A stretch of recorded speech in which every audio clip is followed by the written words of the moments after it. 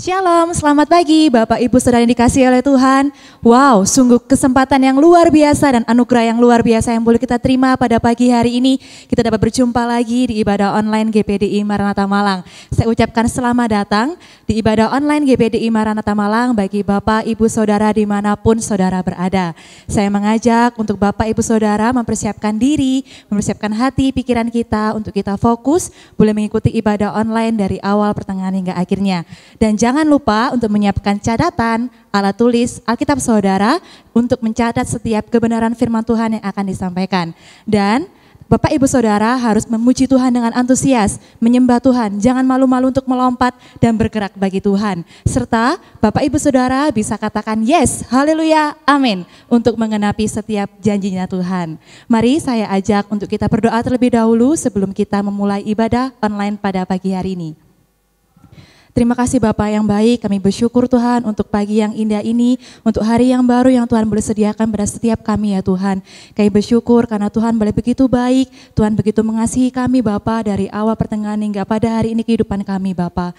Kalaupun Tuhan sebentar lagi Tuhan kami akan mengikuti ibadah online, biarlah Tuhan boleh siapkan hati pikiran kami, biarlah Roh Kudus yang boleh menyamah kami, sehingga kami Tuhan boleh siap terima kebenaran firman Tuhan, kami boleh siap terima janji-janji Tuhan untuk kehidupan kami, dan firman yang boleh Tuhan disampaikan akan menjadi pegangan buat kami ya Tuhan dalam berjalan ke depannya bersama Tuhan Yesus. Terima kasih Bapak, kami juga berdoa buat setiap pelayan yang ada, buat ibadah kami, kiranya Roh Kudus yang boleh hadir, Roh Kudus yang boleh menjaga kami, menjamah setiap ibadah online kami. Terima kasih Tuhan Yesus, kami serahkan hamba-Mu, biarlah urapan Tuhan, hikmat dari Tuhan juga selalu mengalir dan selalu memberkati hamba-Mu Bapa. Terima kasih Tuhan Yesus, terima kasih.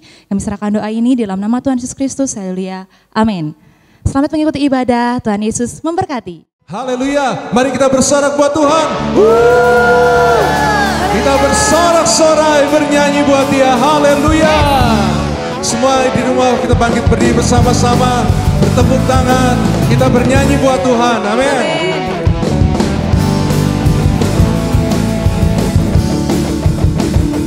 Siap. Bersorak-sorai, muliakan namanya, amin. Dia berperan ganti kita. Bertepuk tangan, muliakan namanya. Dia selamatkan jiwa kita. Satu-satunya penebus, galakkan maut, bangkit dan hidup. mari semua.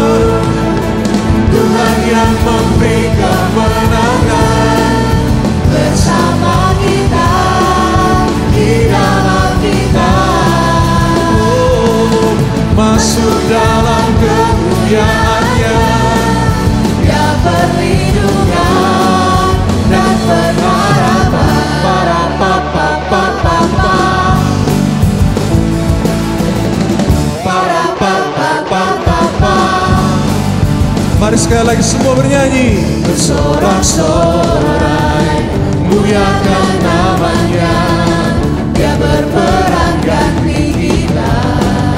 Bertepuk tangan, muliakan namanya. Dia selamatkan jiwa kita. satu-satunya Satu-satunya penebus, galakkan maut, bangkit dan hidup. Mari semua nyanyikan. Tuhan yang memberi kemenangan bersama kita, di dalam kita.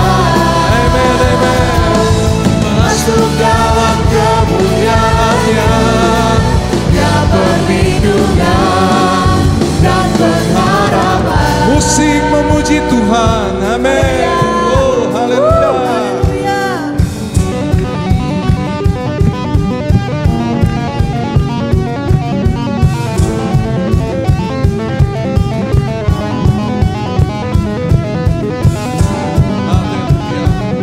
Amin, amin. Puji nama-Mu Tuhan, Engkau sumber kekuatan kemenangan.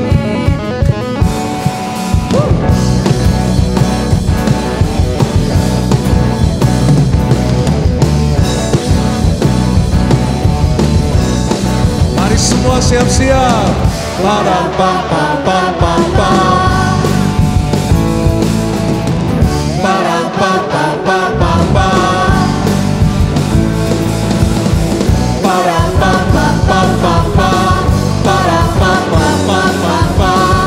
Para pam pam pam pam pam pam. Oh, Tuhan yang memberi kemenangan bersama kita, di dalam kita, masuk dalam kemuliaan-Nya. Dia perlindungan dan pengharapan. Tuhan yang memberi kemenangan bersama kita, di dalam kita. Masuk dalam kemuliaan-Nya. Dia perlindungan dan pengharapan. Dia perlindungan dan pengharapan. Sekali lagi semua nyanyikan. Dia perlindungan dan pengharapan.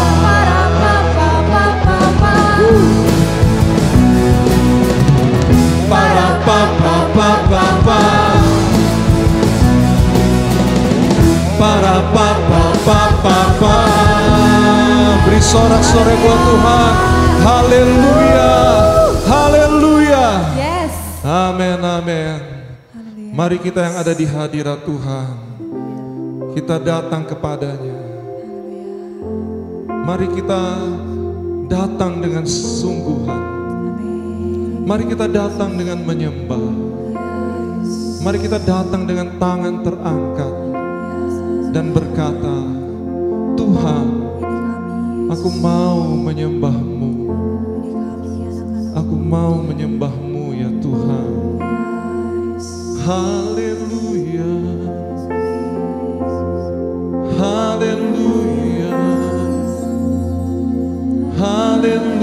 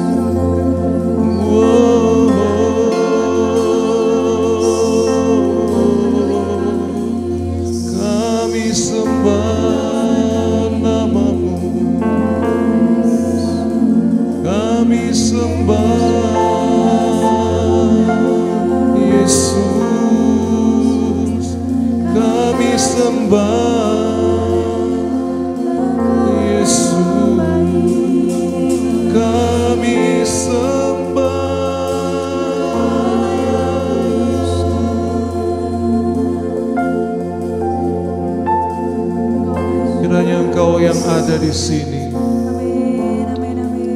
Engkau ada di setiap hati, Engkau ada di setiap ruang, dan Engkau yang menjadi pusat dari segala pujian dan penyembahan.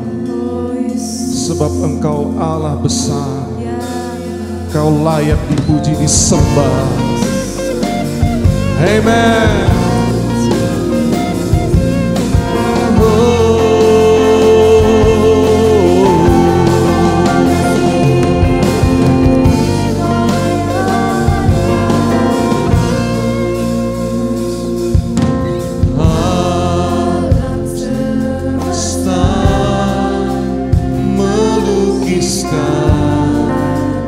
Kebesaran Tuhan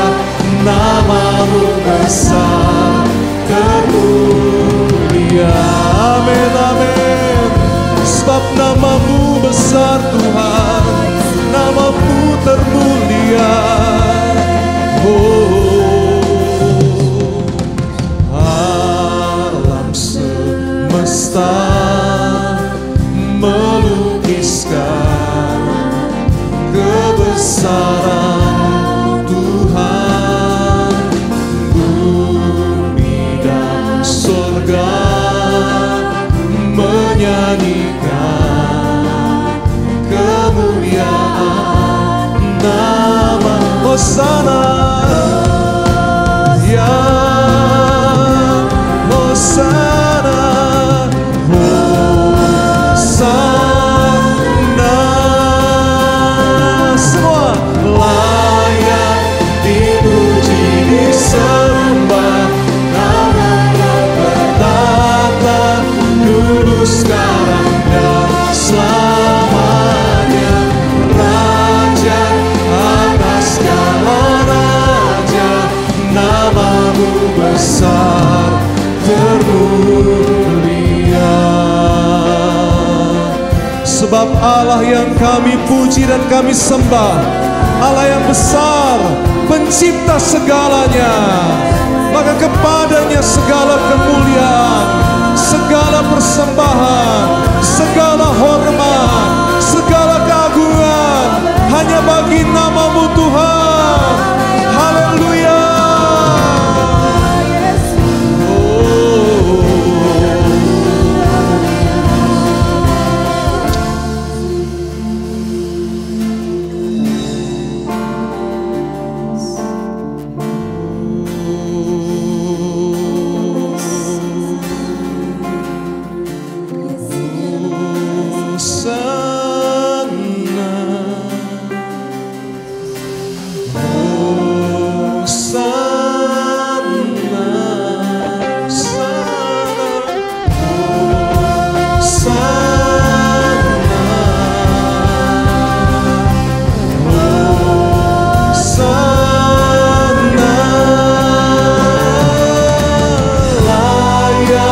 Dipuji, disembah, Kaulah yang bertata dulu, sekarang dan selamanya.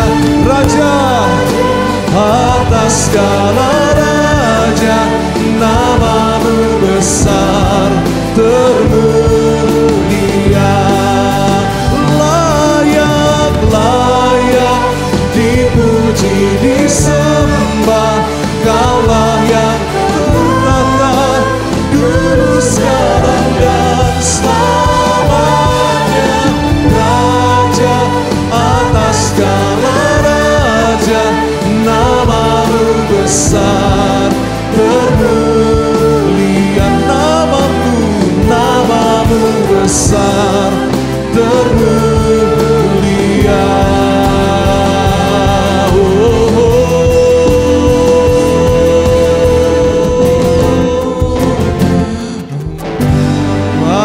Amin, amin. Haleluya, haleluya. Sungguh Engkau layak Tuhan, dipuji, disembah, ditinggikan, dibesarkan. Karena Engkau selalu yang menjadi terutama di setiap aspek kehidupan kami. Dan setiap orang yang meninggikan Engkau, akan Engkau tinggikan ya Tuhan. Orang yang memuliakan Engkau, orang yang akan menghormati Engkau, hidupnya diberkati, diberi kekuatan baru, terlebih oleh firman-Mu ya Tuhan. Sebentar kami akan mendengar firman-Mu.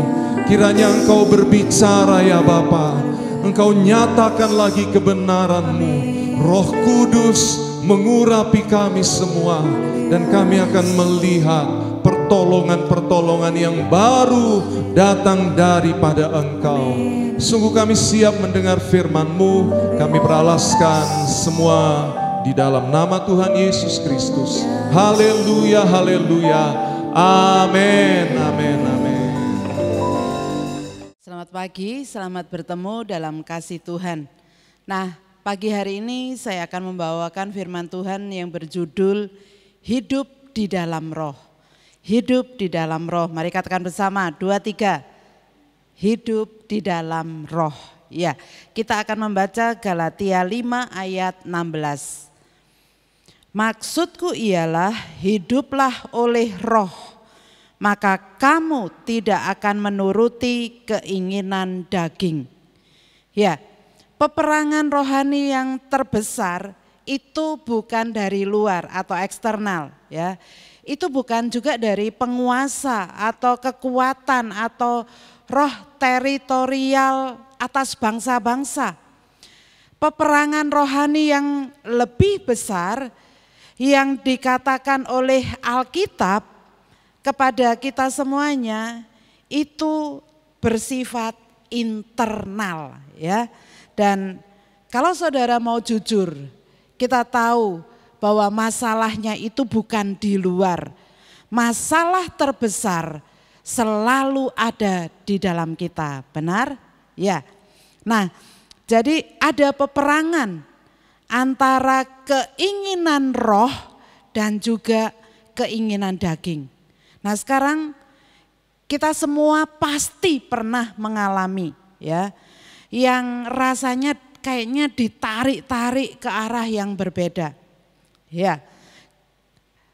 Apakah kita mau menyenangkan Tuhan atau kita mau menyerah pada keinginan dan nafsu berdosa, ya, yang kadang-kadang kita tahu itu nggak benar, tapi nggak tahu kenapa kita itu nggak bisa menolaknya, ya.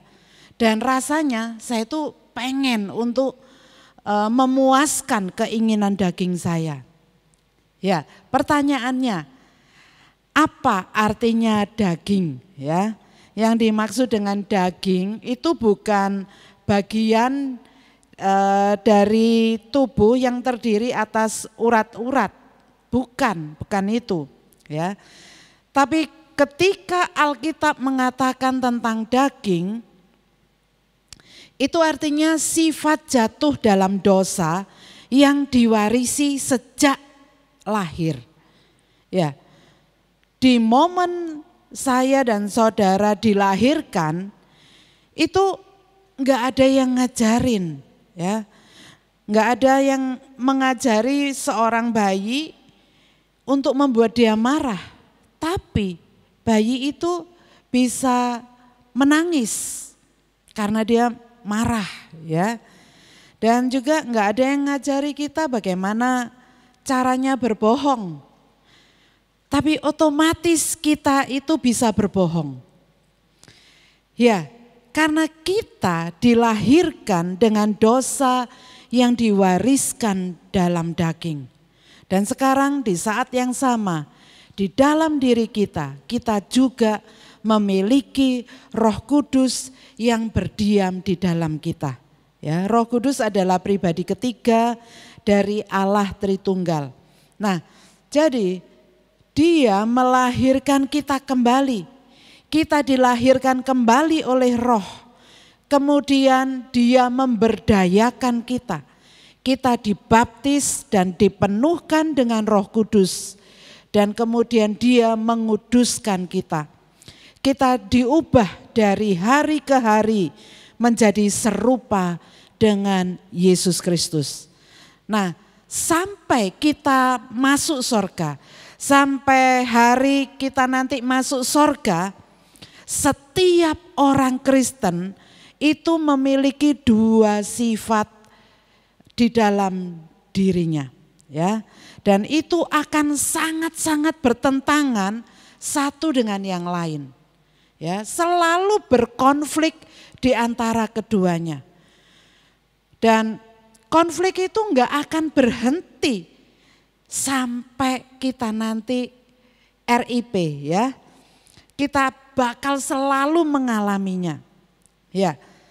Selama saudara hidup di dunia ini, ya, di dalam tubuh yang berdaging ini, saudara akan terus tergoda setiap hari untuk berbuat dosa dalam daging saudara, ya, dan bahkan kadang-kadang bisa setiap jam. Ya, pertanyaannya, bagaimana saya memiliki kemenangan atas dosa? Jawabannya butuh usaha yang keras. Ya, semakin saudara berjalan di dalam Roh, maka semakin saudara akan bisa menaklukkan daging.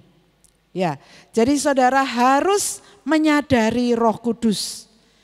Yesus mengatakan kepada kita bahwa ketika Roh Kudus itu datang, saudara tahu bahwa Dia akan mempromosikan Yesus. Itu adalah misi dari Roh Kudus.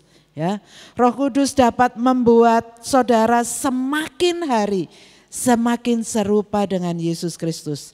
Yohanes 14 ayat 26 katakan, tetapi penghibur atau helper, ya di dalam bahasa Inggris dikatakan helper, yaitu Roh Kudus yang akan diutus oleh Bapa dalam namaku, dialah yang akan mengajarkan segala sesuatu kepadamu dan akan mengingatkan kamu akan semua yang telah kukatakan kepadamu. Ya, apapun yang Yesus katakan, setiap hari Roh Kudus itu akan mengingatkan kepada saudara dan saya. Ya, Yohanes 15 ayat 26 katakan, jikalau penghibur yang akan kuutus dari Bapa datang, yaitu Roh kebenaran yang keluar dari Bapa, ia akan bersaksi tentang aku. Ya, Roh Kudus adalah penolong. Roh Kudus adalah kunci dari kemenangan. Ya, jadi Roh Kudus itu yang akan membimbing saudara untuk berjalan di jalan Yesus, ke dalam sifat Yesus. Inilah kunci hidup benar yang berkemenangan, berjalan di dalam Roh. Ya, berjalan di dalam Roh. Mari katakan bersama 2, 3, berjalan di dalam Roh. Ya. Kita harus berjalan di dalam Roh setiap hari. Ya, kita lanjutkan. Galatia 5 ayat 17. Galatia 5 ayat 17. Sebab keinginan daging berlawanan dengan keinginan roh, dan keinginan roh berlawanan dengan keinginan daging. Karena keduanya bertentangan.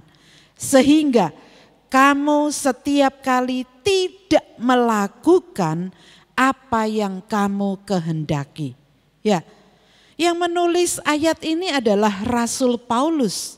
Saudara tahu, Rasul Paulus adalah seorang tokoh besar di dalam Alkitab. Dia adalah orang kudus sepanjang hidupnya.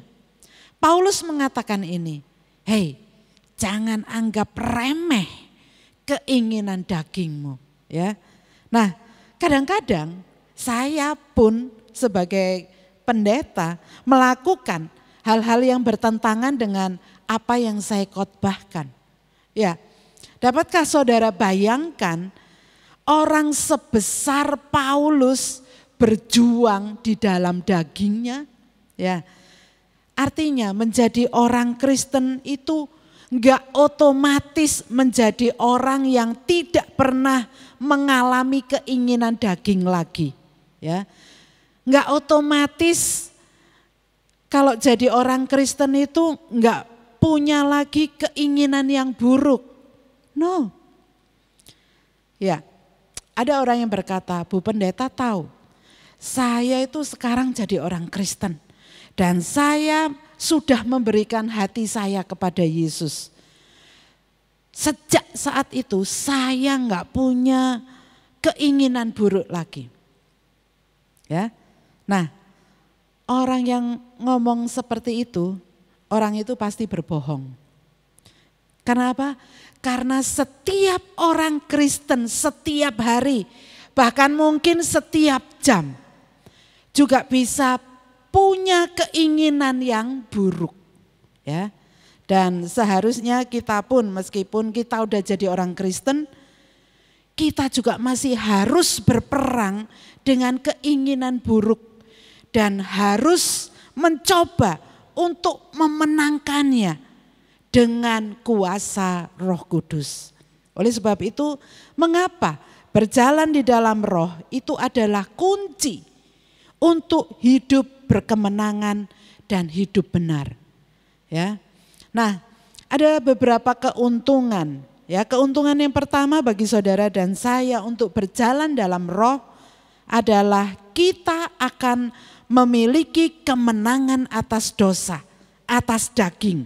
Ya, saudara bisa mengontrol. Saudara dapat membunuh masalah kemarahan saudara. Ya, bagi yang orangnya temperamental. Saudara juga bisa mengatasi kebiasaan pornografi saudara. Ya. Saudara bisa mengatasi kepahitan dan kebencian saudara. Nah, nanti saya akan berbicara tentang hal-hal daging. Ya.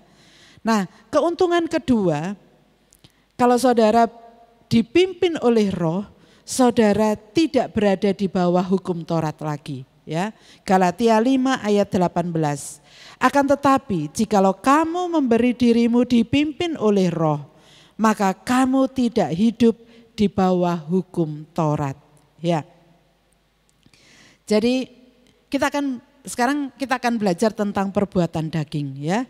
Di dalam Galatia 5 ayat 19 sampai 21 kita akan membaca perbuatan daging telah nyata, yaitu percabulan, kecemaran, hawa nafsu, penyembahan berhala, sihir, perseteruan, perselisihan, iri hati, amarah, kepentingan diri sendiri, percideraan, roh pemecah, kedengkian, kemabukan, pesta pora, dan sebagainya.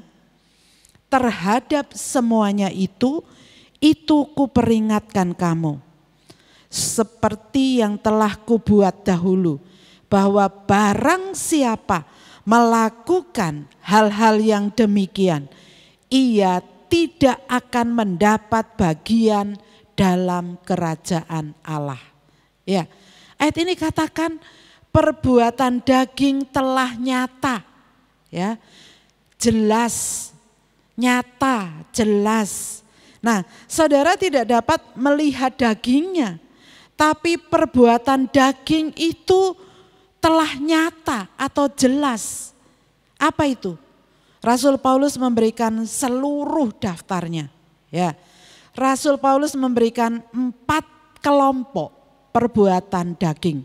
Ya, kelompok pertama berhubungan dengan seks, yaitu percabulan, kecemaran, hawa nafsu. Ya, itu semua berhubungan dengan seks di luar nikah. Ya, dan kita tidak seharusnya melakukan hal-hal itu. Seks harus dilakukan dalam pernikahan kudus. Ya, najis, cabul, yang berarti segala macam ketidaksenonoan itu tidak boleh dilakukan. Ya, dalam teks aslinya itu berarti ketidaksenonoan. Nah, hal ini sangat menarik karena kita sedang berbicara tentang ayat yang ditulis di abad pertama. Ya, ini ditulis di abad pertama. Dalam bahasa Yunani atau bahasa aslinya itu berarti ketidaksenonoan yang disebabkan oleh obat-obatan, alkohol, dan seks. Ya, abad pertama itu 2000 tahun yang lalu. Ternyata manusia 2000 tahun yang lalu itu melakukan hal yang sama dengan yang kita lakukan di zaman now, di zaman sekarang. Ya. Ya. Nah, kelompok berikutnya adalah kelompok kedua. Ada hubungannya dengan agama, ya. Ada hubungannya dengan penyembahan kita. Alkitab memberitahu kita penyembahan berhala dan kemudian sihir. Ya. Artinya bermain-main dengan kekuatan jahat. Ya. Kalau saudara bermain dengan api, maka satu kali saudara akan terbakar. Ya. Jadi Tuhan itu peduli dengan kemurnian seksual kita. Tuhan peduli dengan kemurnian spiritual kita. Dan Tuhan juga memperhatikan bagaimana kita memperlakukan satu dengan yang lain, ya, sesama kita. Jadi kelompok berikutnya adalah kelompok terbesar yang ada hubungannya dengan kemarahan. Ya, hari ini saya mendorong saudara untuk menjalani hidup dengan lebih sabar, tanpa kemarahan. Ya, jadi apa itu kelompok ketiga? Galatia 5 ayat 20. Ya, perseteruan. Ya, mungkin ada yang karena marah akhirnya berseteru. Perselisihan, ya, sering berselisih, iri hati, ya. Amarah. Nah, ini adalah masalah temperamen. Kepentingan diri sendiri. Percideraan. Bahasa Inggris katakan perselisihan, ya. Berarti saudara adalah orang yang tidak menyenangkan. Saudara merasa sangat sulit untuk setuju dengan orang lain. Pernahkah saudara bertemu dengan orang-orang macam seperti itu, ya? Atau mungkin itu adalah saudara sendiri, ya. Saudara hanya suka untuk tidak setuju dengan orang lain. Terkadang bukan karena hal lain, ya. Saudara hanya merasa karena pendapat saudaralah yang paling benar, yang paling penting, ya.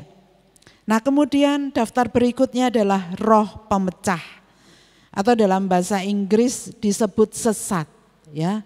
Nah, apa maksudnya? Ini bertentangan dengan norma, ya. Jadi kata ini sebenarnya berarti menjadi fraksi atau golongan. Ya, artinya suka bermain politik. Ya, kalau namanya politik itu pasti nggak ada yang bagus, ya. Oh, politik sih gitu, ya. Artinya oh, main politik gitu. Ya, artinya suka melawan organisasi. Ya. Akhirnya dia mungkin di gereja punya kantor politik di gereja, ya. Di keluarga saudara memiliki politik keluarga, ya. Nah, daftar berikutnya adalah kedengkian, ya. Dalam bahasa Inggris envy atau iri. Nah, sekarang apa bedanya iri dengan cemburu? Ya, iri hati adalah saudara menangisi apa yang dimiliki oleh orang lain. Kecemburuan, sedangkan kecemburuan adalah saudara menjadi curiga orang lain ingin mengambil apa yang saudara miliki. Ya, kemudian dalam Alkitab bahasa Inggris ada satu kata yang enggak ada di dalam bahasa Indonesia, ya, murders, ya. Artinya adalah kemarahan yang pahit, kemarahan yang pahit. Ya, ini adalah sikap. Ya, jadi sikap ingin merusak, ingin menghancurkan, ya. Jadi ini ada hubungannya dengan kemarahan, ya. Dan kelompok keempat berkaitan dengan sosialisasi, ya. Disebutkan daftarnya adalah kemabukan. Nah, saat saudara mabuk itu sama dengan saudara itu lagi membuang kekang, ya, pengekangan diri. Ya, saudara bebas untuk mengatakan sesuatu, ya. Saudara bebas untuk melakukan sesuatu. Saudara berperilaku dengan cara yang biasanya tidak saudara lakukan. Dan biasanya ketika saudara mabuk, saudara itu bertindak dalam sifat yang terendah, yang paling dasar. Ya. Saudara bertindak dengan cara yang paling buruk. Ya. Kemudian daftar berikutnya adalah persaingan, ya. Persaingan atau rivalries. Ya. Dalam bahasa Indonesia dikatakan pesta pora. Ya. Jadi rivalitas itu berarti saat berpesta sambil berpesta hal yang sama ada lagi. Biasanya ada alkohol, ada narkoba, ada seks. Ya. Nah, di abad pertama, bayangkan di abad pertama hal ini sudah dituliskan dan sampai sekarang ternyata ini belum berakhir. Ya. Dan kemudian setelah kata pesta pora, kalau saudara perhatikan di ayat itu ditulis dan sebagainya. Ya. Artinya Paulus ketika menulis hal ini itu daftarnya belum lengkap. Ya. Paulus hanya memberi kita gambaran kasar tentang beberapa perbuatan daging yang nyata, yang jelas. Ya, tentang perseteruan, iri hati, pesta pora dan sebagainya. Nah, saudara perhatikan kalimat seperti yang telah kubuat dahulu. Ini ditulis oleh Paulus, ya. Berarti bahwa itu dipraktekkan melakukan hal-hal seperti itu. Nah, kata-kata tersebut di sini berarti saudara melakukan ini menjadi sebuah kebiasaan. Ya, ini menjadi kebiasaan gaya hidupnya. Ya. Jadi ini bukan hanya sekali dilakukan, tapi ini sudah jadi kebiasaan. Ini sudah jadi gaya hidup. Dan saudara melakukannya terus-menerus. Ya, bukan hanya dilakukan sesekali waktu saudara kehilangan ketenangan, mungkin waktu saudara stres. Tapi setiap hari saudara jadi orang yang mudah marah. Setiap hari saudara gampang untuk mengutuk, untuk bersumpah. Ya, Paulus katakan seperti yang telah kubuat dahulu. Apa yang terjadi kalau saudara melakukan ini? Paulus mengatakan, terhadap semuanya itu ku peringatkan kamu. Terhadap semuanya itu ku peringatkan kamu. Artinya Paulus terus-menerus mengingatkan kepada orang-orang Kristen di Galatia yang berbuat seperti yang telah kubuat dahulu. Yang sudah jadi kebiasaan sebagai gaya hidup, ya, sebagai perbuatan yang diulang-ulang.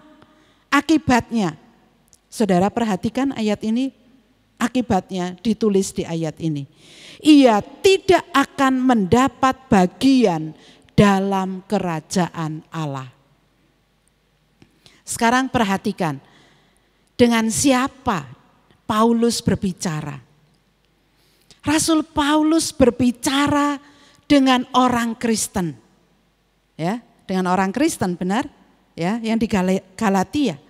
Nah, sekarang apakah Paulus berbicara tentang keselamatan melalui perbuatan? Oh, kalau saya melakukan ini dan itu, kalau saudara jadi orang yang baik, saudara akan masuk surga satu hari nanti. No.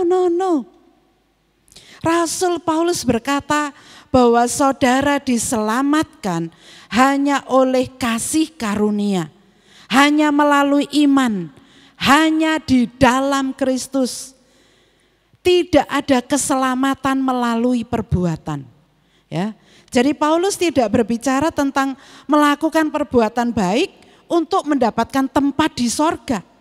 Yang Paulus maksudkan adalah kalau saudara mempraktekkan hal-hal seperti itu, maka itu bukan bukti kasih karunia. Bukan bukti kasih karunia. Itu bukan bukti bahwa saudara sedang berjalan dan hidup dalam kasih karunia keselamatan.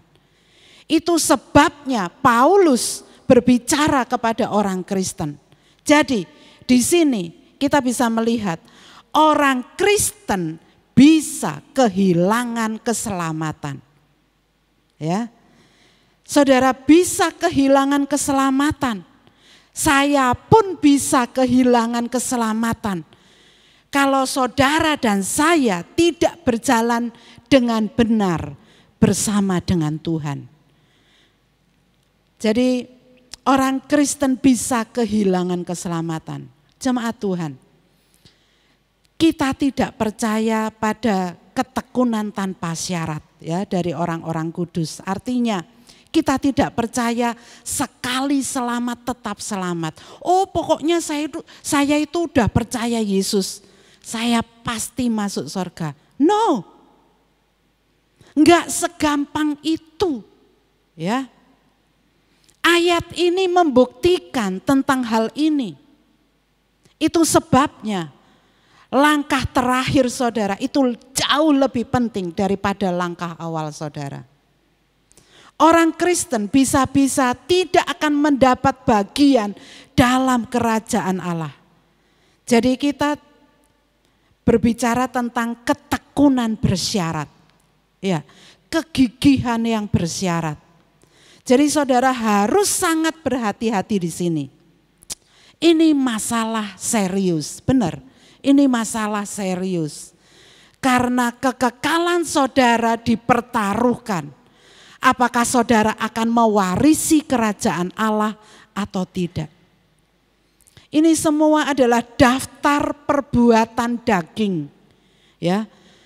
Tapi Paulus juga berbicara tentang buah roh di ayat berikutnya. Kita akan membaca Galatia 5 ayat 22 sampai 23.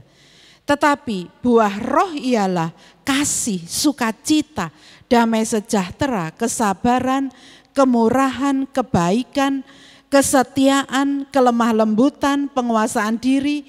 Tidak ada hukum yang menentang hal-hal itu. Ya. Nah, ini adalah profil karakter Yesus, ya. Kalau kita ingin menjadi serupa dengan Yesus, maka hal-hal inilah yang harus kita punyai. 9 sifat utama dari Roh Kudus, ya. Bukti paling jelas tentang kehidupan roh.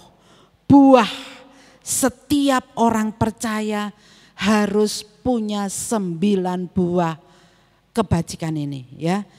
Dan kalau saudara berjalan dalam roh setiap hari, semua hal-hal ini akan muncul. Ya. Nah, perhatikan kata buah di sini. Itu ditulis tunggal, bukan buah-buah tapi buah, ya.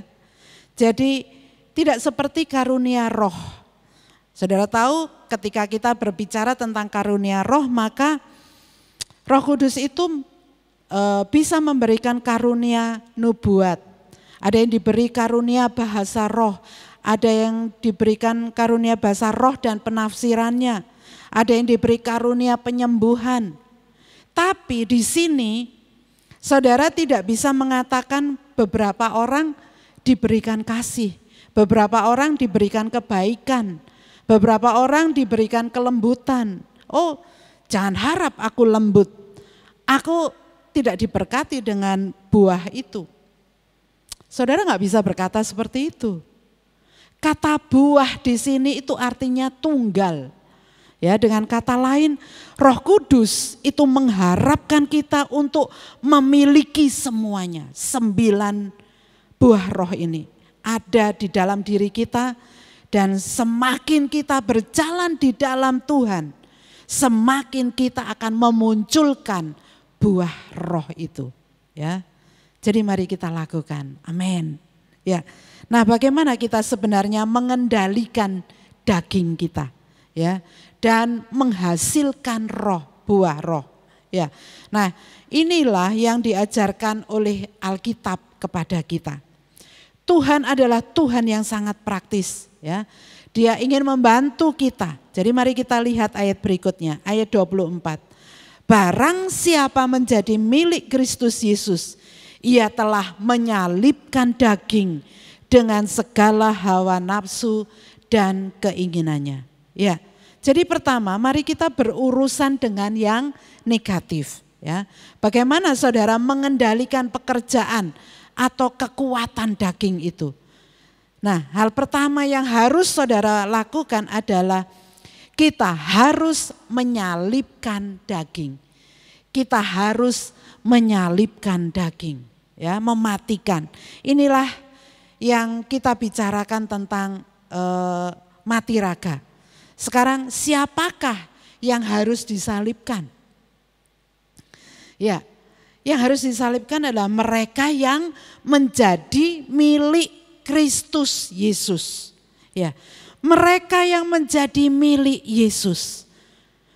Nah, ini bukan pertanyaan jebakan di sini, ya. Berapa banyak di antara saudara yang menjadi milik Yesus? Ya. Nah, saudara bisa angkat tangan. Ya. Nah, siapa yang harus menyalibkan daging? Kita sendiri. Kita yang menjadi milik Yesus. Kita yang harus mematikan daging. Penyaliban itu dilakukan oleh kita. Ya. Itu tidak dilakukan untuk kita, tapi kita yang perlu mematikan daging kita. Ya, saudara nggak perlu bingung, ya. Beberapa orang punya pemikiran tuh seperti ini. Oh, itu semua kan pekerjaan roh ya. Itu semua kan dari Dia, bukan dari saya. Ya, kalau Roh Kudus pengen saya berhenti berjudi, maka Roh Kudus akan membuat saya berhenti berjudi. Oh, itu enggak akan terjadi. Kalau Roh Kudus ingin saya berhenti berbuat dosa, maka Dia akan membuat saya berhenti berbuat dosa. Itu enggak akan terjadi, saudara. Ya. Tapi saudara harus menginginkannya sendiri. Saudara harus menyalibkan daging. Benar? Ini yang ditulis oleh Alkitab. Ya. Nah, Roh Kudus itu akan memberikan kekuatan kepada saudara. Tetapi saudara harus bersedia. Ya, Dia menginginkan tanggapan aktif dari kita. Harus ada keputusan yang disengaja. Ya, jadi harus ada keputusan, harus ada niat yang disengaja. Saudara harus dengan sengaja menginginkannya. Saudara nggak bisa berdoa, Tuhan, kalau Engkau ingin aku berjalan dalam kekudusan dan kebenaran untuk menjadi lebih serupa dengan Yesus, maka Engkau akan membuatku berubah. No, nggak bisa seperti itu. Ya, itu sebabnya Paulus menggunakan kata penyalipan. Itu jelas Paulus mengambil dari analogi penyalipan Yesus Kristus. Apa yang Yesus katakan kepada kita? Yesus berkata dalam Lukas 9 ayat 23. Katanya kepada mereka semua, setiap orang yang mau mengikut aku, ia harus menyangkal dirinya, memikul salibnya setiap hari dan mengikut aku. Menyangkal diri artinya tolak semua keinginan dan nafsu yang memanjakan diri sendiri. Ayat ini katakan ia harus menyangkal dirinya. Yesus katakan dia harus menyangkal dirinya. Ya, kapan? Setiap hari. Ya, setiap hari saudara tidak boleh menyerah dan memanjakan diri. Ya, lalu saudara menyerah pada keinginan saudara, pada hasrat saudara. Dan saudara harus melakukan ini setiap hari. Ya, ayat ini mencatat setiap hari. Ya, pertanyaannya, sudahkah saudara melakukannya hari ini? Ya, apakah saudara juga sudah melakukan kemarin? Ya, artinya apa? Setiap hari. Alasan mengapa kita tidak berjalan dalam kemenangan adalah kita tidak pernah memikirkan hal ini. Jujur, benar kan? Kita nggak pernah berpikir tentang hal ini. Ya, kita tidak pernah mengingatkan diri kita sendiri. Ya, padahal seharusnya setiap hari kita harus hidup dalam penyangkalan diri. Jadi mulai sekarang saudara harus melakukan ini setiap hari. Setiap hari, katakan bersama, setiap hari, 2, 3. Setiap hari, ya. Nah, di abad pertama kalau saudara hidup di zamannya Yesus, saudara melihat penjahat itu memikul salib berjalan di jalan Israel. Saudara akan tahu bahwa orang itu pasti sedang berjalan ke tempat penyalipan. Ya. Jadi apa yang Paulus ingin katakan tentang hal ini? Paulus coba ingin mengatakan jangan hanya memikul salib. Ya, memikulnya dan berjalan kemana-mana dan mengasihani diri sendiri. Pastikan bahwa saudara itu pergi ke tempat eksekusi untuk dieksekusi. Ya, lihat, lakukan, dan benar-benar saudara melakukannya. Jangan hanya menyesali diri sendiri. Inilah yang dimaksud dengan pertobatan sejati. Pertobatan sejati itu bukan hanya menangisi dosa saudara, menangis bahwa saudara tertangkap, menangis karena ketahuan. Saudara harus mengambil daging saudara. Itu berarti saudara harus memegang kedagingan, egois, dosa sombong, ya, nafsu, serakah saudara. Memegang daging itu, ya, memegang kepentingan diri sendiri. Kemudian dengan kuasa Roh Kudus, saudara harus memakukannya di kayu salib.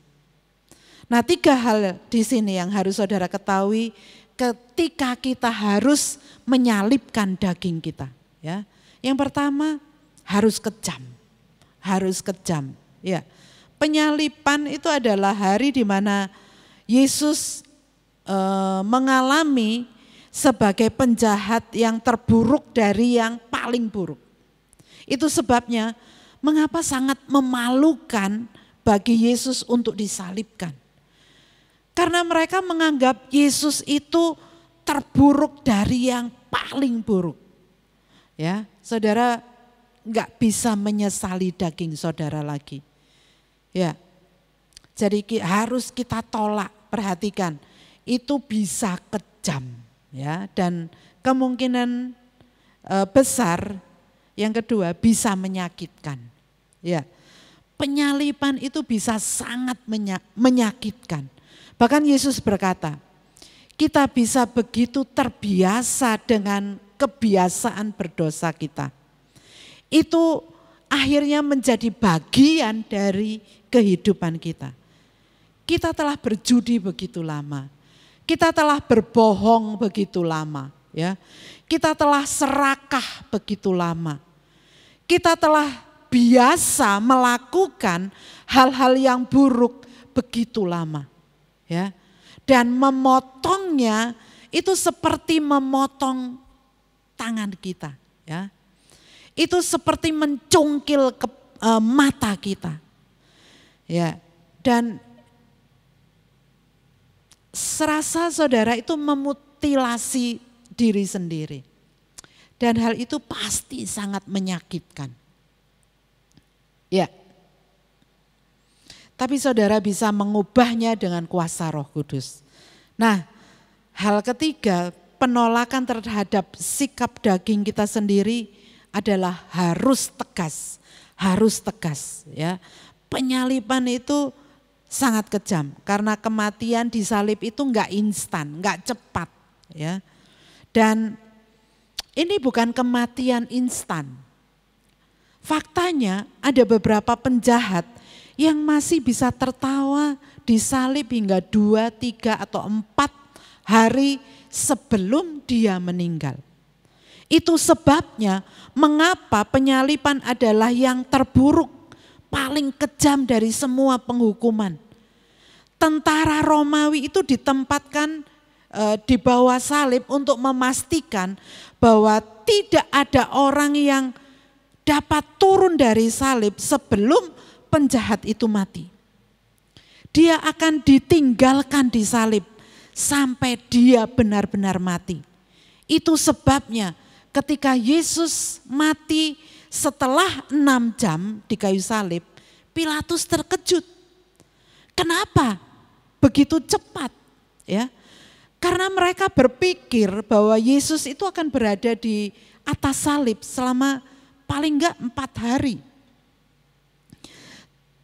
Tapi Yesus membeli dosa seluruh dunia dan itu sangat menyiksa.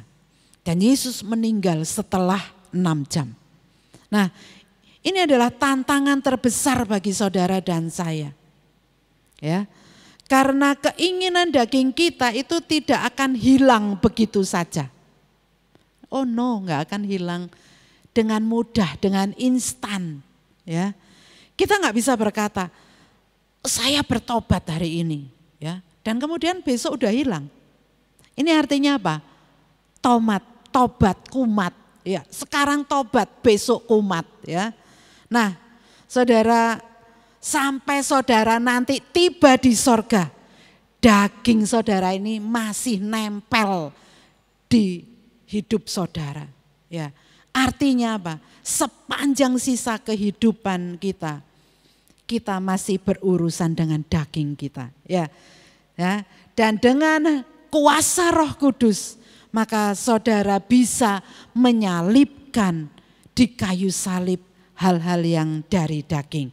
Ya, ketika Paulus berkata dalam Galatia 5 ayat 24, barang siapa menjadi milik Kristus Yesus, ia telah menyalibkan daging dengan segala hawa nafsu dan keinginannya.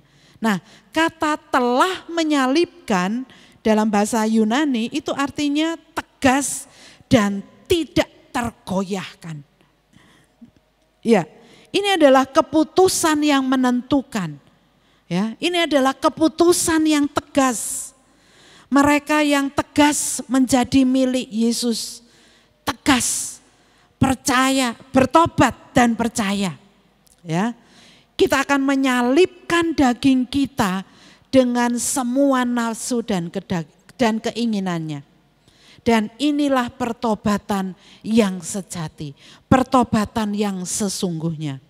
Kita mengambil sifat egois, semuanya yang berpusat kepada diri kita sendiri, kepada kita yang mudah marah, ya, mudah tersinggung, yang bernafsu, ya, nafsu dalam arti yang negatif, ya, yang suka serakah, ya, yang selalu berdosa, itu kita ambil, kita melihatnya, menghadapinya, dan kita memukul semuanya yang ada di dalamnya karena Tuhan membenci dosa. Dan kita membenci semua yang diwakili oleh hal-hal itu. Ya. Kemudian kita menolaknya dan menanggalkannya dan kita memakukannya di atas kayu salib. Inilah cara bagaimana seharusnya kita menanganinya. Ya, saudara tahu kenapa? Ini adalah pertobatan yang menentukan. Ya, dan saudara harus melakukannya setiap hari. Setiap hari.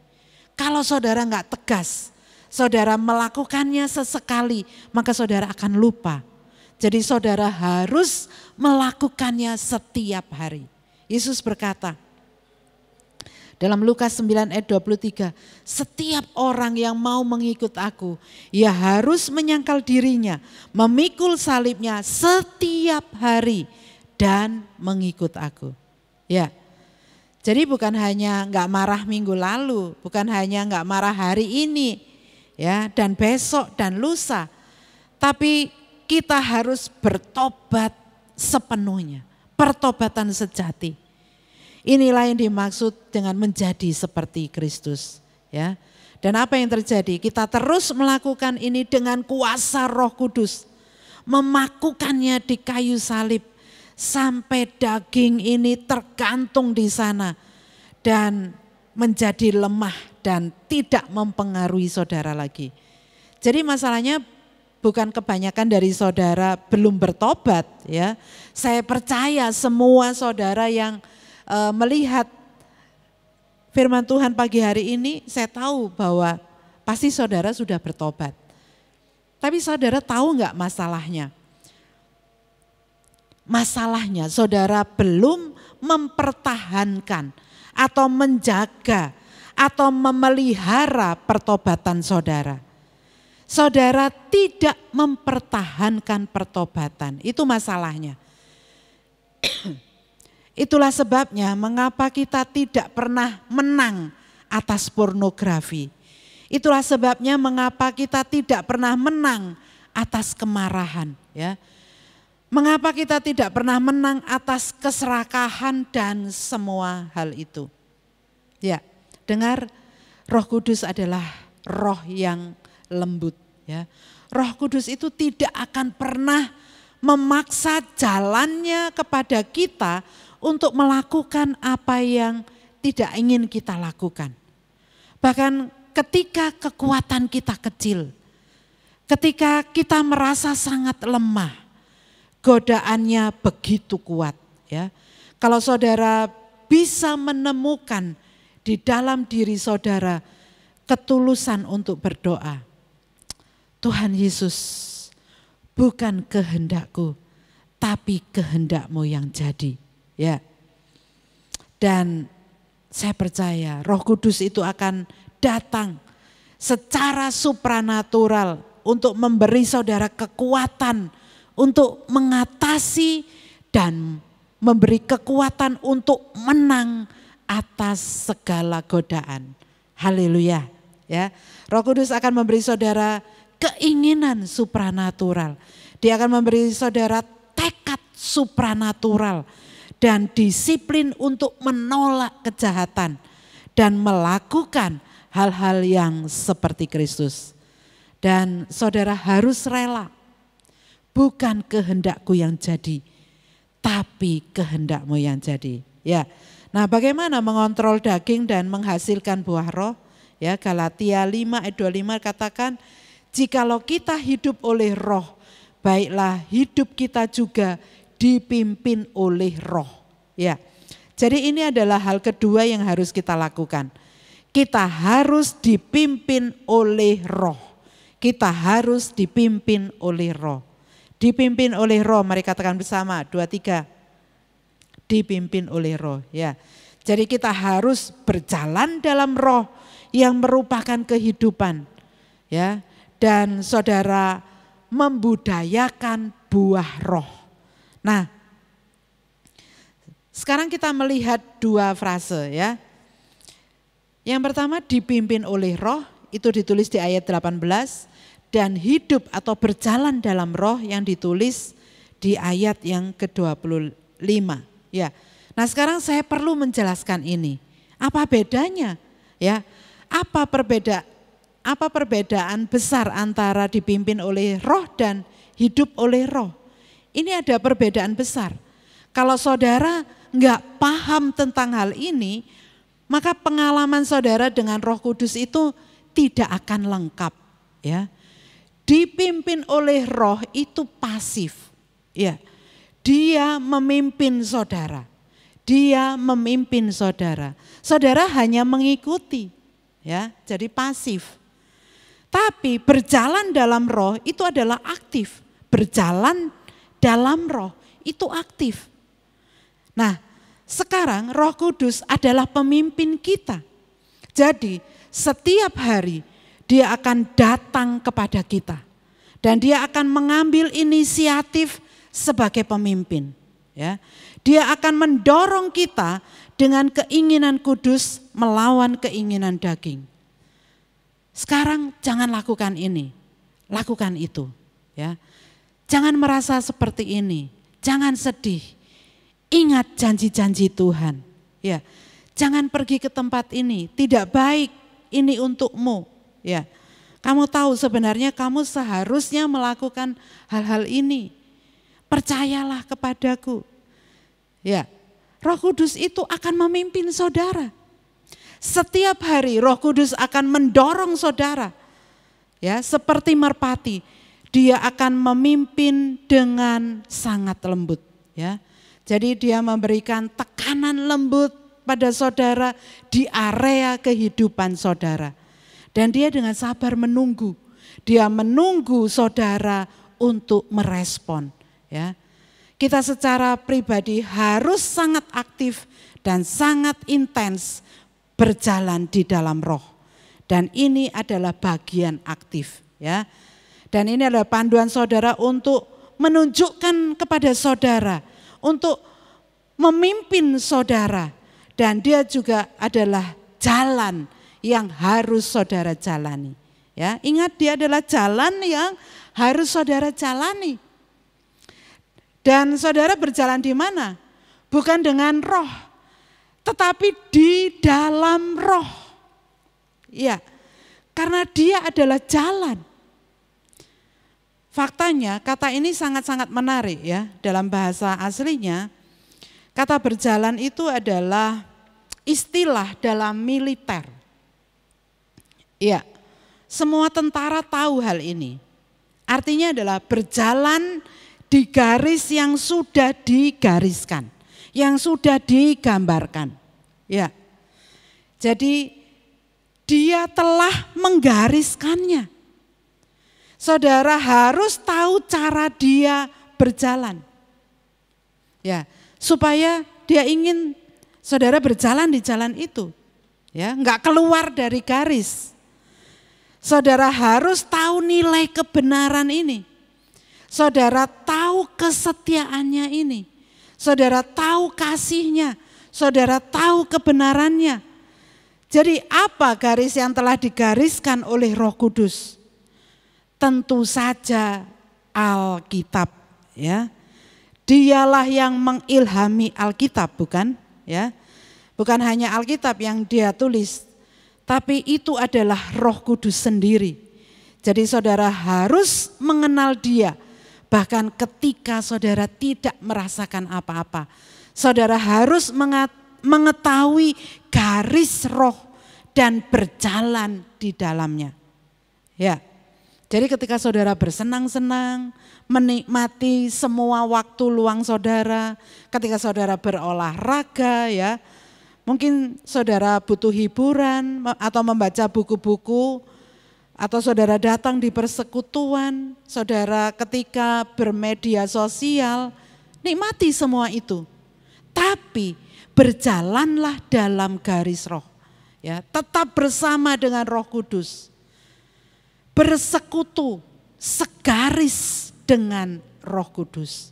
Ya, kalau saudara ingin menjalani kehidupan yang penuh kemenangan, berhati-hatilah dengan kata-kata saudara, berhati-hatilah dengan tindakan saudara. Ya, dengarkan Roh Kudus, karena Roh Kudus dapat berduka. Jangan melakukan sesuatu yang bisa mendukakan Roh Kudus, karena dia adalah kunci kemenangan, ya, yang ingin saudara miliki dalam menjalani dan mengatasi kehidupan ini. Jadi berjalan di dalam roh juga berarti mengarahkan pikiran kita pada hal-hal yang dari roh, ya. Saudara mengisi pikiran saudara dengan hal-hal yang rohani, yang surgawi. Apa itu? Ya, Filipi 4 ayat 8 katakan, jadi akhirnya saudara-saudara, semua yang benar, semua yang mulia, semua yang adil, semua yang suci, semua yang manis, semua yang sedap didengar, semua yang disebut kebajikan dan patut dipuji, pikirkanlah semuanya itu. Ya, pikirkan yang terbaik tentang situasi dan orang. Pikirkan yang terbaik, bicaralah yang terbaik, ya. Memuji hal yang baik, untuk memuji Tuhan itu dilakukan setiap hari. Sibukkan diri saudara dengan hal-hal rohani. Bacalah Alkitab setiap hari. Ya, jemaat Tuhan, saudara harus meluangkan waktu untuk merenungkan kitab suci, ya. Menghabiskan waktu bersama dengan orang-orang percaya lainnya. Ya, tidak hanya bersenang-senang secara duniawi, tapi juga bersenang-senang secara rohani untuk saling membangun dalam iman. Menghabiskan waktu di gereja, ya, di rumah Tuhan.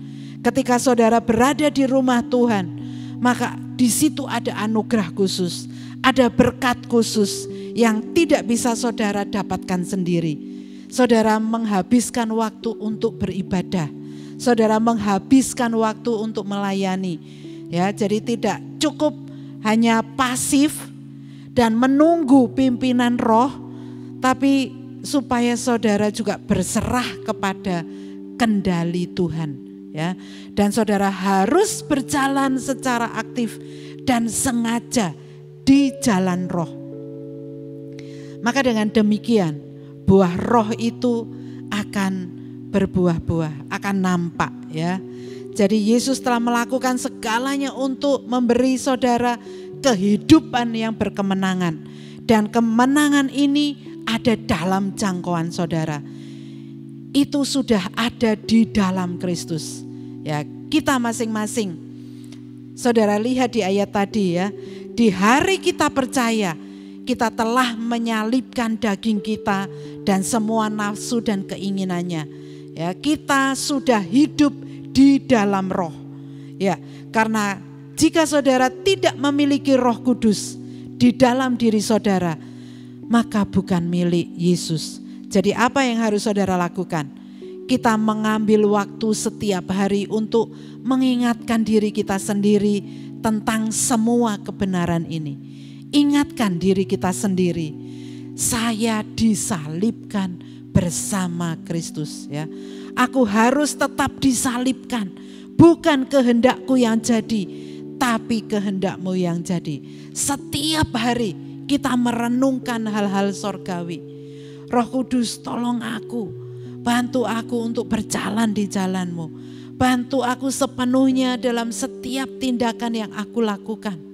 Biarkan aku penuh dengan kebajikan-Mu, dengan kasih, sukacita, damai sejahtera, kesabaran, kemurahan, kebaikan, kesetiaan, kelemah lembutan, penguasaan diri. Ya, biar itu ada dalam diriku setiap hari. Ya, nah setan setiap hari akan datang dan melemparkan godaan-godaan jahat terhadap kita.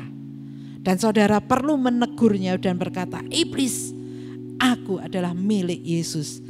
Aku telah menyalibkan daging, aku tidak akan menurunkannya dari salib. Roh Allah diam di dalam aku. Aku telah menetapkan pikiranku pada hal-hal sorgawi, pada hal-hal yang dari roh. Dan aku akan berjalan dalam roh hari ini dan setiap hari. Jadi sekarang menjauhlah dariku. Ya. Nah setiap hari kalau saudara melakukan itu, saudara akan menemukan sesuatu yang menakjubkan terjadi dalam kekuatan daging kita. Ya. Karena daging kita menjadi tidak berdaya. Ya. Dan saudara menemukan semakin banyak karakter Yesus tumbuh di dalam diri saudara. Ya, berapa banyak dari saudara yang ingin hidup berkemenangan dengan kuasa roh. Haleluya. Mari kita semua bangkit berdiri, kita akan berdoa untuk kebenaran firman Tuhan ini. Mari kita tundukkan kepala kita. Haleluya, haleluya, haleluya. Haleluya, haleluya, haleluya. Oh sikio rekeria raraba sikio rekeria rara. Haleluya, haleluya, haleluya. Ya Bapa kami, terima kasih ya Tuhan kalau Engkau telah mengirimkan Roh Kudus ada di dalam diri setiap kita. Kami percaya bahwa Roh Tuhan itu adalah pribadi ketiga di dalam Allah Tritunggal. Dia adalah Tuhan. Ya, Tuhan adalah Roh Kudus. Dan ketika kami berjumpa dengannya, maka kami dapat berkomunikasi denganmu ya Tuhan. Kami dapat datang kepadamu pada hari ini. Dan Engkau dapat tinggal di dalam diri kami, di atas diri kami, di dalam setiap diri kami ya Tuhan. Kami percaya Engkau yang akan memberi kekuatan kepada kami untuk mengubah hal-hal buruk, hal-hal yang dari daging, keinginan daging, hawa nafsu daging kami ya Tuhan. Untuk kami bisa berubah dan kami bisa berjalan di dalam Engkau, segaris dengan Engkau ya Tuhan, di dalam kebenaran-Mu. Mari kiranya Roh Kudus akan mengingatkan kami setiap hari ya Tuhan, supaya kami benar-benar boleh bertobat setiap hari, sampai kedagingan kami menjadi lemah ya Tuhan. Mari ya Tuhan, kiranya Roh Kudus yang akan menolong setiap kami. Kami percaya Roh Kudus itu ada di sini saat ini.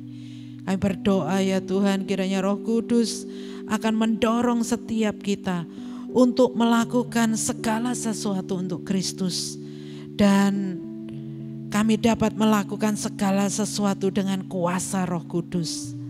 Oh terima kasih, terima kasih, terima kasih ya Yesus. Terima kasih ya Roh Kudus. Terima kasih Roh Allah yang hidup. Terima kasih untuk firman-Mu hari ini.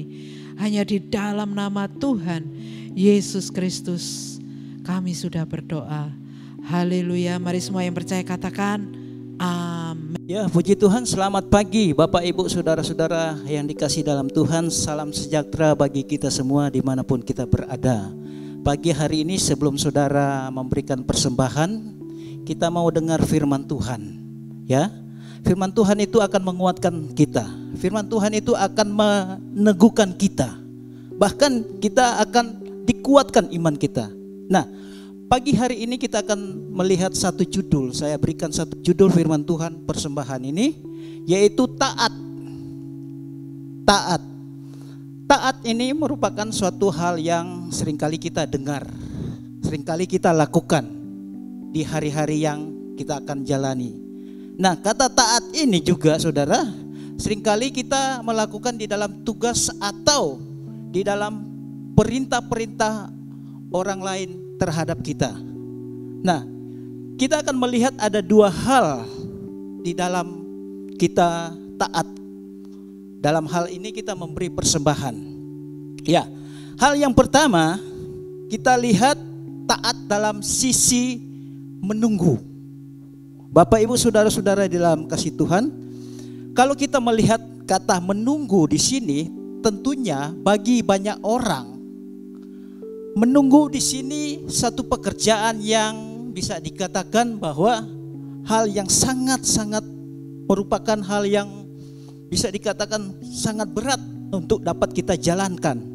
Tetapi bagi anak-anak Tuhan, kata menunggu di sini merupakan hal yang biasa saja yang kita dapat lakukan di hari-hari yang kita akan lalui. Kata menunggu di sini juga saudara, bisa dikatakan bahwa hal yang merupakan suatu impian buat kita. Karena kita sudah terbiasa untuk hal-hal yang seperti ini, seperti menunggu antrian. Nah, Bapak Ibu Saudara-saudara, di dalam firman Tuhan, kita akan melihat satu pesan dari Tuhan Yesus Kristus kepada murid-muridnya. Di mana ketika itu Tuhan Yesus masih bersama-sama dengan mereka. Kita boleh baca di dalam kitab Kisah Para Rasul pasal 1 ayat yang keempat. Di situ dikatakan pada suatu hari ketika ia makan bersama-sama dengan mereka, ia melarang mereka meninggalkan Yerusalem dan menyuruh mereka tinggal di situ menanti janji Bapa. Yang demikian katanya, telah kamu dengar daripadaku. Jadi Bapak Ibu Saudara-saudara dikasih dalam Tuhan, pesan Yesus kepada para muridnya untuk menunggu di Yerusalem ini, apa yang kita dapatkan saudara? Menunggu para murid di sini menghasilkan bahwa Roh Kudus dicurahkan buat mereka. Kita tahu bersama bahwa fungsi dari Roh Kudus banyak. Ya, contoh, dia menyertai kita, dia penghibur kita, dia menguatkan kita, dia menolong kita. Bahkan Roh Kudus itu mampu memberkati kehidupan kita. Kita bisa mendapat berkat yang luar biasa seperti ini, seperti yang dialami oleh para murid-muridnya. Karena mereka mau menunggu, menanti janji Bapa. Walaupun di ayat ini tidak tertera kata menunggu, tetapi di situ ada kata menanti. Ini sama dengan menunggu Bapak Ibu Saudara-saudara. Jadi kalau saudara Bapak Ibu Saudara-saudara yang mau Tuhan berkati yang luar biasa sama seperti para muridnya, mari sifat menunggu kita terapkan dalam hidup kita. Jangan sampai kita lupakan hal menunggu ini. Jangan sampai hal menunggu ini kita biarkan. Ya, hal menunggu ini seperti hal kita menanti. Bapak Ibu Saudara-saudara dalam kasih Tuhan, saudara dan saya sudah menabur, saudara dan saya sudah memberi dalam pekerjaan Tuhan. Kita menanti janji Tuhan, apa yang Tuhan mau kerjakan buat kita. Ya, kita sabar saja, kita mau supaya Tuhan memberkati kehidupan kita. Sama seperti pesan Tuhan Yesus kepada murid-muridnya. Hal berkat yang luar biasa yang mereka dapatkan yaitu Roh Kudus. Kita juga bisa mengalami demikian saudara. Inilah hal yang pertama yang saya dapatkan untuk saya bisa bagikan. Dan kita lihat hal yang kedua. Berkat apa yang kita dapatkan ketika kita mau mempersembahkan kepada Tuhan dalam soal ketaatan. Hal yang kedua yang kita bisa dapat lihat dari sisi pengorbanan. Ya, dari sisi pengorbanan. Bapak, Ibu, saudara-saudara yang dikasihi dalam Tuhan, kalau kita berbicara soal pengorbanan, tentunya pengorbanan itu kita harus mengerti betul apa yang harus kita korbankan, apa yang harus kita berikan kepada Tuhan. Contoh, kalau kita dapat lihat di dalam kisah di mana Abraham, ketika Tuhan berfirman kepada Abraham lewat Kejadian pasal 22 ayat 9 sampai 13, di situ Tuhan meminta untuk supaya anaknya yang tunggal, Ishak, dipersembahkan bagi Tuhan. Kalau saudara mau melihat ceritanya, saudara mau dapat melihat, mengambil kesimpulan bahwa kisah ini Tuhan benar-benar melihat ketulusan hatinya Abraham. Jadi Abraham mau taat akan firman Tuhan. Dalam hal ini firman Tuhan dia mau taat untuk mengorbankan. Jadi Abraham di sini saya ambil kesimpulan bahwa Abraham benar-benar mengerti arti dari pengorbanan. Karena arti dari pengorbanan yang sesungguhnya kalau kita lihat di dalam firman Tuhan, di dalam 1 Tawarik pasal 29 ayat yang ke-14, di situ dikatakan bahwa segala sesuatu itu hanya datang daripada Tuhan sendiri. Kita hanya saja dipinjamkan tubuh kita ini untuk memberkati orang. Jadi alat buat mereka. Abraham benar-benar tahu bahwa semua yang dia miliki itu datang dari Tuhan. Jadi Bapak, Ibu, saudara-saudara yang dikasihi dalam Tuhan, kalau saudara mau diberkati oleh Tuhan, mari saudara berkorbanlah bagi Tuhan. Beri yang terbaik dengan ketulusan hati saudara. Pengertian dari pengorbanan saudara itu adalah suatu ketulusan untuk memberi kepada Tuhan. Jadi dari cerita dari Abraham ini, selesainya Abraham mengikat Ishak, Tuhan berbicara, Tuhan berfirman, jangan kau apa-apakan. Ini artinya saudara, setiap pengorbanan yang kita lakukan buat Tuhan, pasti Tuhan melihat. Dan pasti Tuhan akan mengganti. Sama seperti Abraham ketika dia melihat ke belakang ada sesuatu domba. Nah, inilah yang harus kita perhatikan Bapak, Ibu, saudara-saudara. Kalau saudara dan saya ingin diberkati oleh Tuhan, berkorbanlah terlebih dahulu. Tuhan pasti akan membalas apa yang saudara butuhkan. Tuhan akan pasti buka jalan buat saudara dan saya. Nah, Bapak, Ibu, saudara-saudara yang kasih dalam Tuhan, biarlah firman Tuhan yang kita sudah dengar pada pagi hari ini, firman persembahan yang kita sudah dengar, menguatkan kehidupan saudara. Ketika saudara memberi persembahan, saudara, saya simpulkan, tunggulah janji Tuhan. Dia akan memberkati kehidupan saudara. Berkorbanlah dengan sungguh-sungguh. Jangan kita biarkan hasil-hasil kita yang kita kerjakan itu cuma kita sia-siakan dengan hal-hal yang kita praktekkan di luar. Tetapi mari kita coba mulai hati kita terbuka untuk Tuhan. Mulai hati kita mau berkorban untuk pekerjaan Tuhan. Tuhan akan memberkati kehidupan saudara dimanapun saudara berada.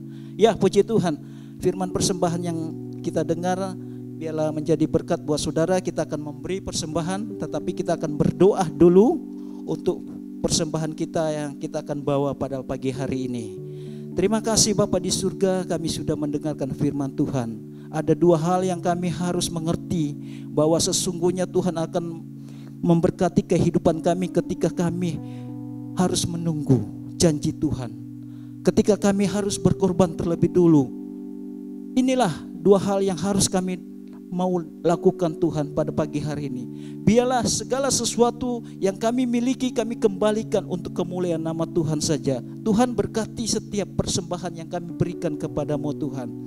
Dimanapun kami berada, kami berdoa, hamba-Mu berdoa, berkati rumah tangga mereka, berkati usaha mereka, berkati segala apa yang mereka kerjakan saat-saat ini.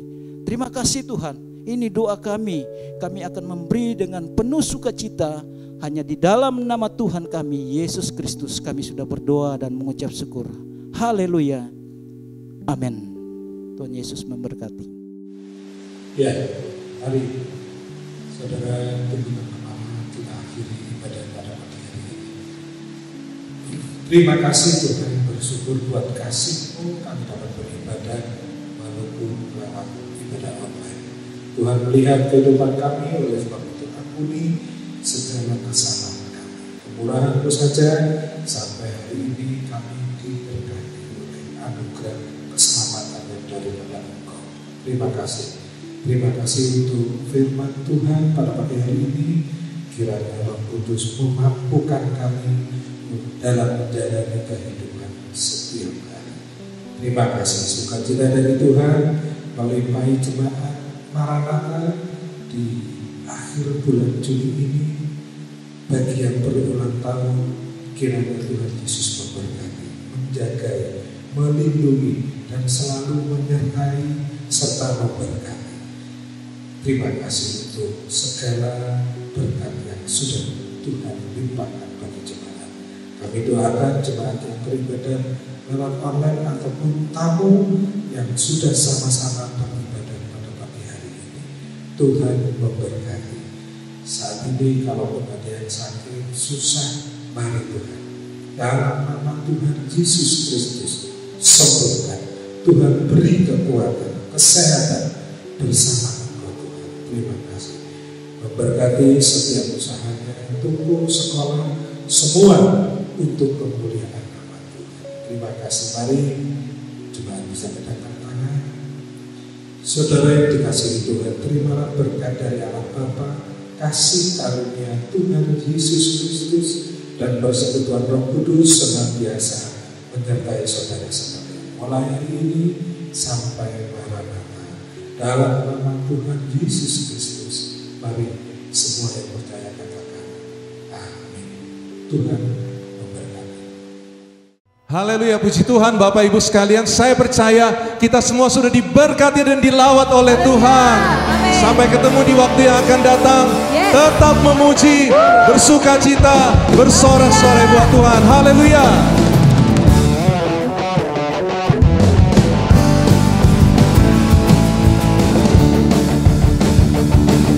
Ya, bersorak-sorai, muliakan namanya, Dia berperang ganti kita.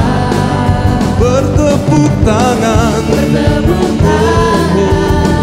muliakan namanya, Dia selamatkan jiwa kita. satu-satunya penerus, kalahkan maut. bangkit. Ya,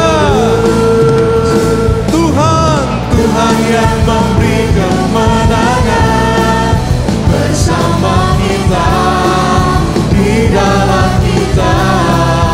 Oh, masuk dalam kemuliaan-Nya, Dia perlindungan dan pengharapan. Tuhan yang memberi kemenangan bersama kita, di dalam kita. Masuk dalam kemuliaan-Nya, Dia perlindungan dan pengharapan. yang perlindungan Dan pengharapan. sekali lagi. Dia perlindungan dan pengharapan. Para papa papa papa. Para papa papa papa.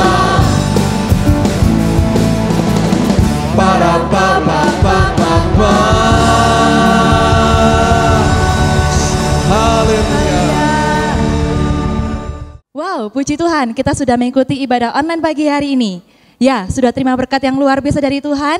Yes, saya percaya kita semua pasti diberkati dengan berkat yang luar biasa dari Tuhan. Amin. Saya juga mengingatkan Bapak Ibu Saudara untuk like, subscribe, and share ibadah pada pagi hari ini supaya terus menjadi berkat bagi kita semua. Ya, sampai jumpa di ibadah online minggu depan. Tuhan Yesus memberkati.